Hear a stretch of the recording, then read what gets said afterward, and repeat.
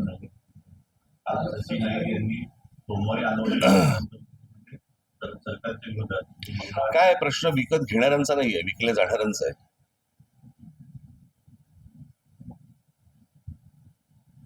हो की नाही? आता देहविक्रीला जर समजा हे तयारच असतील तर गिराईक आहेतच.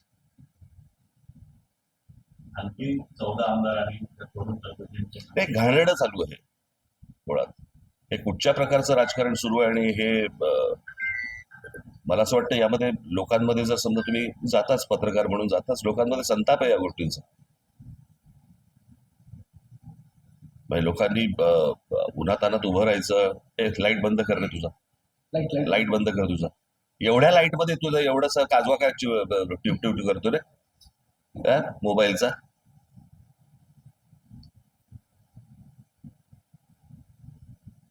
काय बोलू तुम्ही सर? हा, हे काही चांगलं राजकारण नाही चालू आहे. आणि याचा भविष्यात आत्ता जे काही भारतीय जनता पक्ष पायंडे पाडतंय काय, हा मी मागे पण म्हटलं होतं की ते आपण पत्त्याचा बंगला करायचं ना पूर्वी, पत्त्याचा तसा हा उलटा आहे. त्याच्या खालचा जो पत्ता आहे तो नरेंद्र मोदींचा आहे. तो एकदा सटकला की सगळं कोलॅप्स आहे. कळलं का? आज ठीक आहे, ते त्याला तुम्ही भक्त म्हणा, काही म्हणा, काही काही असतील गोष्टी, परंतु जे काय आज टिकून आहे ते नरेंद्र मोदींवरती टिकून, या बाकीच्यांवरती नाहीये. आणि अशा गोष्टींमध्ये तुम्ही ज्या प्रकारचं भयानक राजकारण करतात, खेळतात, हे त्यांनाही अंगाशी येणार आहे. महिला आरक्षण हे पहिलं एक ते कोणासाठी सुरू आहे, कोण करते याच्या मागे, कळलं का? हे सगळं अमित शहाचं राजकारण सुरू आहे.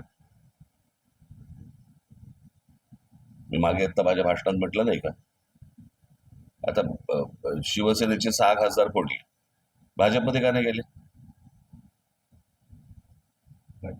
टीएमसीचे 22 खासदार फुटले, वेगळा गट का केला?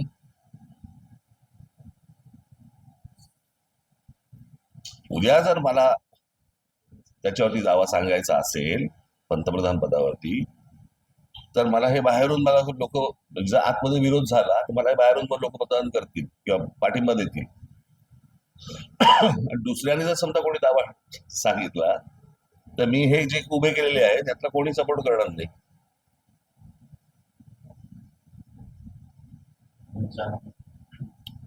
नाही, मी मगाशी म्हटलं ना, ज्यावेळेला तुम्ही समोरचे ज्याला विरोधक संपवता त्यावेळेला विरोधक हे तुमच्या दुश्मन तुमच्यातच तयार होतात.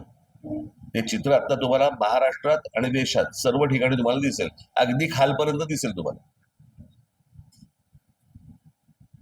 बेधुंद सत्ता ज्या वेळेला येते त्यावेळेला माणसं अशी वागायला लागतात.